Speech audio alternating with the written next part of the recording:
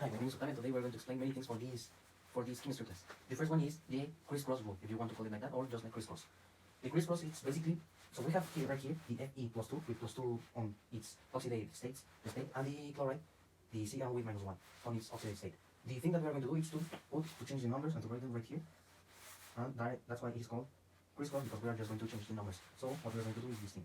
We're going to write Fe on the iron chloride, Fe minus 1 plus Cl plus 2. And this will be the crisscross, but in chemistry we don't like to write these signs, so we're going to erase this plus 2 and this minus 1.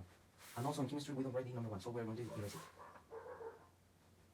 And for the gold bromide, that is another example that I got right here, we're going to do the same thing. We're going to change the numbers, Au minus 81 plus Br bromide 3. And that's everything for the crisscross. Now for the next topic, I'm going to explain you what is the stock nomenclature. So basically, the stock nomenclature for inorganic compounds is a widely used system of chemical nomenclature developed by the German chemist Alfred Stock and first published in 1919. In the Stock system, the oxidation states of some or all of the elements in a compound are indicated in parentheses by Roman numerals. Contrary to the usual English style for parentheses, there is no space between the end of the element name and the opening parentheses. And now I'm going to explain you how to name different compounds with this stock nomenclature. Right, so right here we got the copper and the sulfide. And for naming this compound, we're going to do the following steps.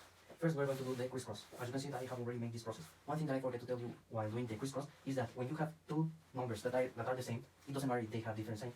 You don't need to write them right here. So in this one, it's going to be copper and sulfide, CuS, just like that. We don't need to write any numbers. The next step that we're going to do is to add a name to this compound with the stock nomenclature by doing this thing. So we have copper, that's our first element. Copper. And right here we're working, copper is working with two oxidation states. So we're going to write the number 2, as I already told you, with Roman numerals. So right here in parentheses, we don't need to leave space. We don't need to leave any space. So I'm going to do it as close as I can. 1, 2, the 2 in Roman numerals. No parentheses, we close the parentheses. And as we are working with oxides, we are going to change the sulfurs for sulfide. Copper sulfide.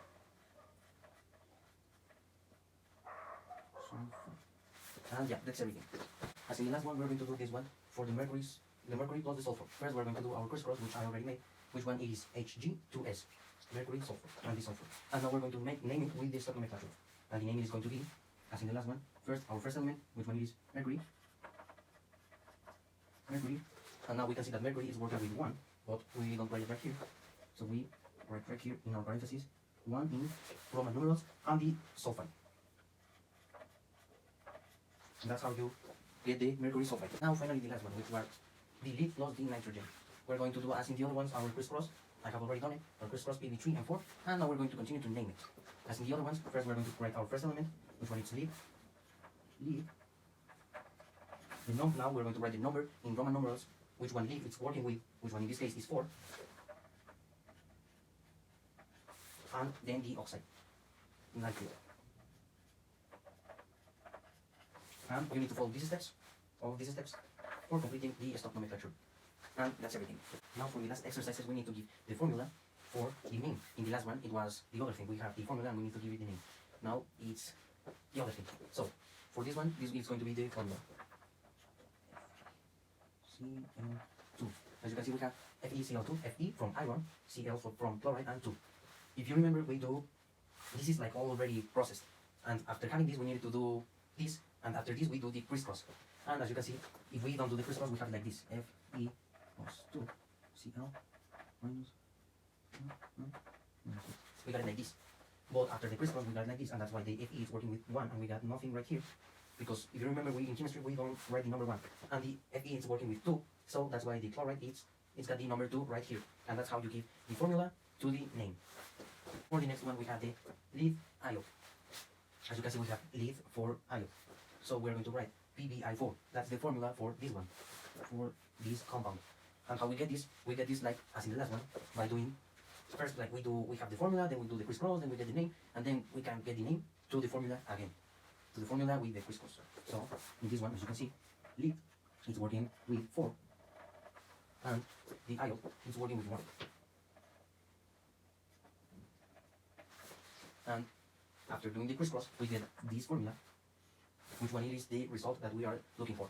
For the last one of getting the formula out of the compound name of the stoichiometric tube is the same case as in the last ones. The formula for tin 2 fluoride is the SnF2, which one we get it with the crystals after all the process that we already got. The original formula it was this one, Sn2 plus F minus 1, and after doing the crystals we got SnF2, and that's how you get the results.